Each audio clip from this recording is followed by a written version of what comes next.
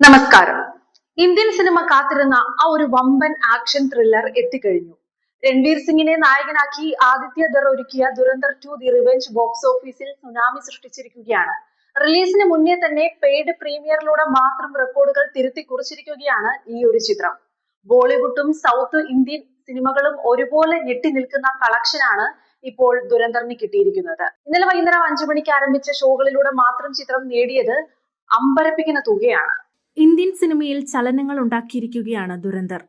രൺവീർ സിംഗിനെ നായകനാക്കി ആദിത്യ ദർ സംവിധാനം ചെയ്ത ഈ മാസ് ആക്ഷൻ ത്രില്ലർ വെറുമൊരു സിനിമ മാത്രമല്ല, ബോക്സ് ഓഫീസിലെ ഒരു കൊടുങ്കാറ്റായി മാറിയിരിക്കുകയാണ്. കഴിഞ്ഞ ദിവസം വൈകുന്നേരം 5 മണിക്ക് ആരംഭിച്ച പെയ്ഡ് പ്രീമിയറിലൂടെ മാത്രം 44 കോടി രൂപ വാരിക്കൂട്ടി റെക്കോർഡുകൾ തകർത്തിരിക്കുകയാണ് ഈ ചിത്രം. എന്താണ് ഈ ദുരന്തർ തരംഗം? ഒന്നാം ഭാഗത്തിൽ നിന്നും രണ്ടാം ഭാഗത്തിലേക്ക് എത്തുമ്പോൾ മാറിയത് എന്തൊക്കെയാണെന്ന് നോക്കാം. ദുരന്തർ ആദ്യ ഭാഗത്തിൽ നമ്മളെ പരിചയപ്പെടുത്തിയത് ജസ്കിരത് സിംഗ് റെങ്കി എന്ന കരുത്തുറ്റ കഥാപാത്രത്തെയാണ്. ഇന്ത്യയുടെ സുരക്ഷയ്ക്കായി ഏതറ്റം വരെയും പോകുന്ന ഒരു പട്ടാളക്കാരന്റെയും അയാളുടെ ടീമിന്റെയും കഥയായിരുന്നു അത്. അതിർത്തി കടന്നുള്ള ഭീകരവാദത്തിനെതിരെ ഇന്ത്യ നടത്തുന്ന രഹസ്യ ഓപ്പറേഷനുകളായിരുന്നു ഒന്നാം ഭാഗത്തിന്റെ കാതൽ. രൺവീർ സിംഗ് തന്റെ കരിയറിൽ ഇതുവരെ ചെയ്യാത്ത വിധം ഗൗരവമേറിയതും എന്നാൽ മാസ് ഡയലോഗുകൾ നിറഞ്ഞതുമായ വേഷത്തിലാണ് എത്തിയത്. ഉറിക്ക് ശേഷം ആദിത്യ ദർ ഒരുക്കിയ ആക്ഷൻ രംഗങ്ങൾ തന്നെ അന്ന് വലിയ ചർച്ചയായിരുന്നു. ഒന്നാം ഭാഗം അവസാനിക്കുന്നത് ജസ്കിരത് സിംഗ് ഒരു വലിയ ദൗത്യത്തിനായി പാകിസ്ഥാനിലേക്ക് തിരിക്കാൻ തയ്യാറെടുക്കുന്നിടത്താണ്.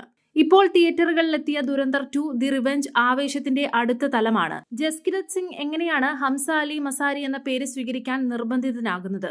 പാകിസ്ഥാനിൽ ഒരു ഇന്ത്യൻ ചാരനായി പ്രവർത്തിക്കുമ്പോൾ അയാളുടെ ജീവിതത്തിലുണ്ടാകുന്ന ഉയർച്ചകളും വീഴ്ചകളുമാണ് ഈ ചിത്രം പറയുന്നത്.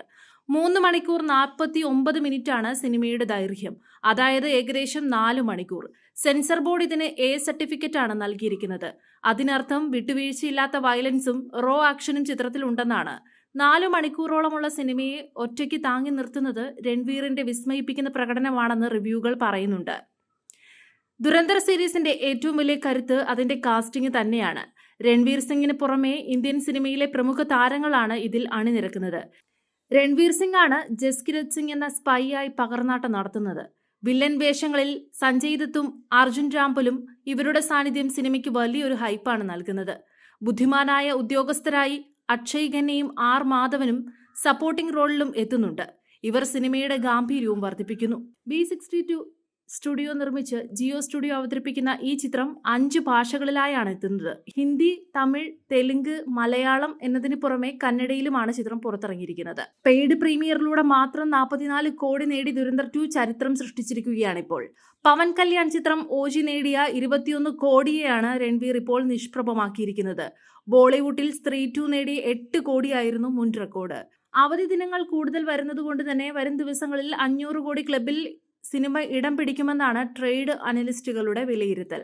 പരാജയങ്ങളിൽ നിന്ന് പാഠം ഉൾക്കൊണ്ട് ഒരു നടൻ എങ്ങനെ തിരിച്ചു വരണമെന്ന് രൺവീർ സിംഗ് കാണിച്ചു തരികയാണ്. ആദിത്യ ദറിന്റെ സംവിധാന മികവും രൺവീറിന്റെ അഭിനയവും ചേർന്നപ്പോൾ ദുരന്തർ 2 ഒരു വിഷ്വൽ വിരുന്നായി മാറുകയായിരുന്നു.